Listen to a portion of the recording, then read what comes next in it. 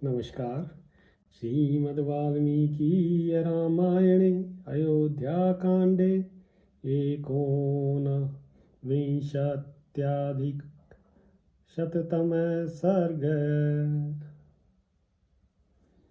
अनसूया तु धर्मज्ञा श्रुत्वा तां महतीं कथाम् पर्यश्वजत् बाहुभ्यां शिरस्याघ्राय मैथिलीं।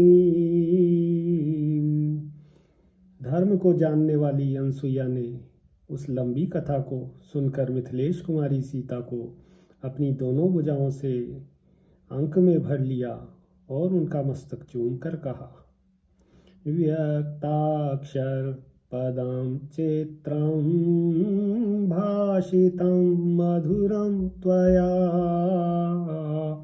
यथा स्वयं वरं वृत्तं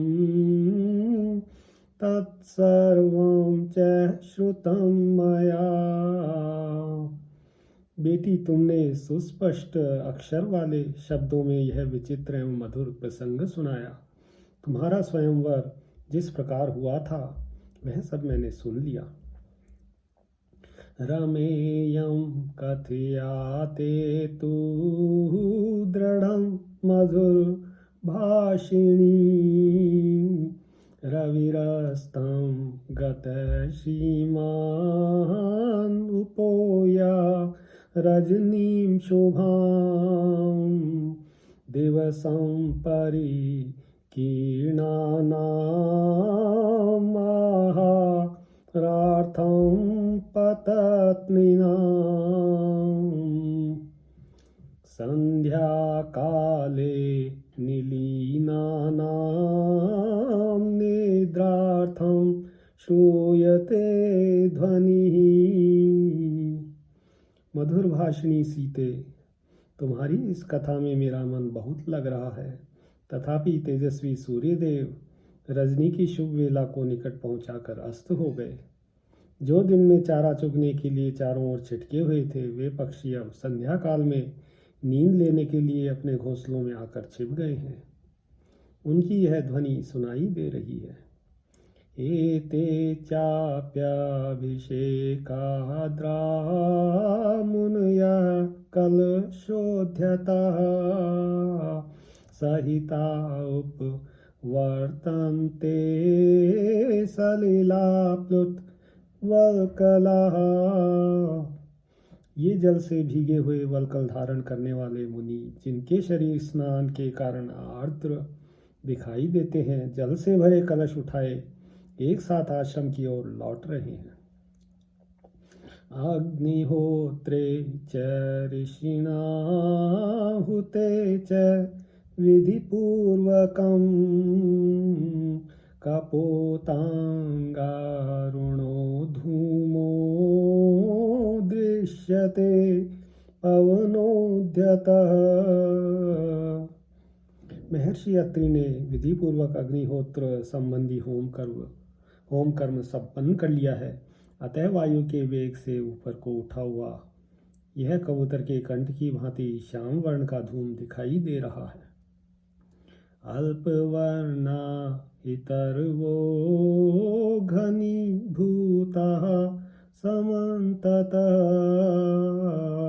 विप्रकृष्टेन्द्रिये देशे न प्रकाशन्ति वैदिशः।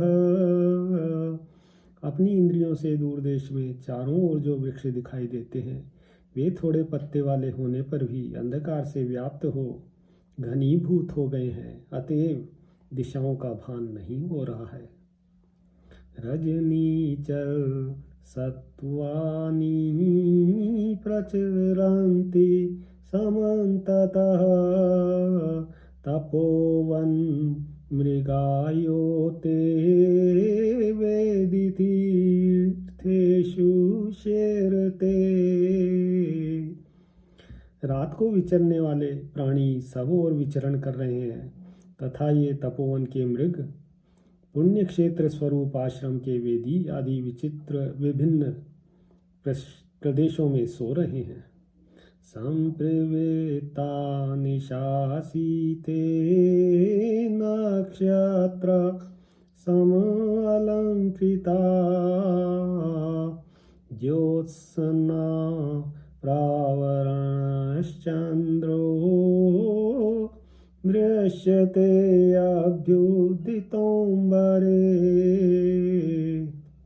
सीते, अब रात हो गई, वह नक्षत्रों से सज गई है। आकाश में चंद्रदेव चांदनी की चादर ओढ़े उदित दिखाई देते हैं। गम्यताम् अनुजानामि रामस्य अनुचरी भव कथयन्त्या हि मधुरं त्वयाहम् अपि तोषिता।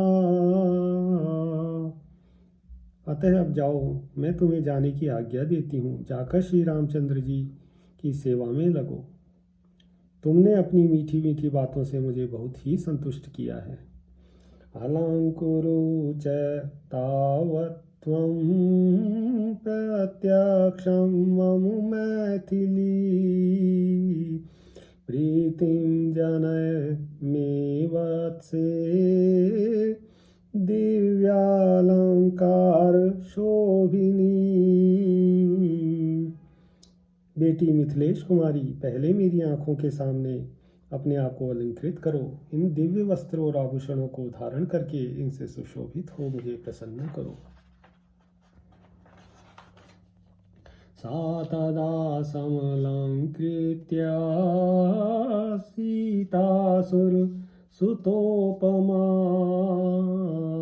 प्रणम्य शिरसा पादौ रामं त्वभिमुखीययो। यह सुनकर देवकन्या के समान सुंदरी सीता ने उस समय उन वस्त्राभूषणों से अपना श्रृंगार किया और अनसुईया के चरणों में सिर झुकाकर प्रणाम करने के अनंतर वे श्री राम के सन्मुख गईं। तथा तु भूषितां सीतां ददर्श वदतां वरः राघवः प्रीतिदानेन तपस्विन्या जहर्ष च। श्री राम ने जब इस प्रकार सीता को वस्त्र और आभूषणों से विभूषित देखा, तब तपस्विनी अनुसैया के उस प्रेमोपहार के दर्शन से वक्ताओं में श्रेष्ठ श्री रघुनाथ जी को बड़ी प्रसन्नता हुई। न्यवेदयत् ततः सर्वं सीता रामाय मैथिली प्रतिदानं तपस्विन्या वसनाभरण स्राजयाम्। उस समय मिथिलेश कुमारी सीता ने तपस्विनी अनुसाय के हाथ से जिस प्रकार वस्त्र आभूषण और हार आदि का प्रेमोपहार प्राप्त हुआ था, वह सब श्री रामचंद्र जी से कह सुनाया। प्रहष्ट स्वत्व भवद्रामो लक्ष्मणश्च महारथः मैथिल्याः सत्क्रियां दृष्ट्वा मानुषेषु सुदुर्लभाम्। भगवान श्री राम और महारथी लक्ष्मण सीता का वह सत्कार जो मनुष्यों के लिए सर्वथा दुर्लभ है, देखकर बहुत प्रसन्न हुए। ततः स शर्वरीं प्रीतः पुण्यां शशिनी भाननाम्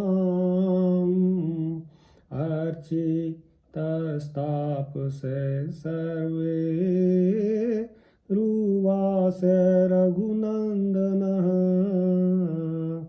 तदनंतर समस्त तपस्वी जनों से सम्मानित हुए रघुकुल नंदन श्री राम ने अनुसुईया के दिए हुए पवित्र अलंकार आदि से अलंकृत चंद्रमुखी सीता को देखकर बड़ी प्रसन्नता के साथ वहाँ रात्रि भर निवास किया।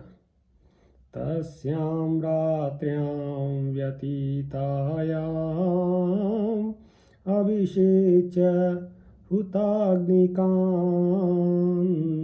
आपृच्छेतां न्यर्व्याघ्रो तापसान् वनगोचरान्। वह रात बीतने पर भी जब सभी वनवासी तपस्वी मुनि स्नान करके अग्निहोत्र कर चुके, तब पुरुष सिंह श्री राम और लक्ष्मण ने उनसे जाने के लिए आज्ञा मांगी। तावुचुस्ते वनचरास्तापसा धर्मचारिणः वनस्य तस्य संचारं राक्षस समभिप्लुतं रक्षांसि पुरुषादानि नाना रूपाणि राघव वसन्त्यस्मिन् प्रहारण्ये व्यालाश्च रुधिराशनः। तब वे धर्मपरायण वनवासी तपस्वी उन दोनों भाइयों से इस प्रकार बोले, रघुनंदन, इस वन का मार्ग राक्षसों से आक्रांत है। यहाँ उनका उपद्रव होता रहता है। इस विशाल वन में नाना रूपधारी नरभक्षी राक्षस तथा रक्तभोजी हिंसक पशु निवास करते हैं।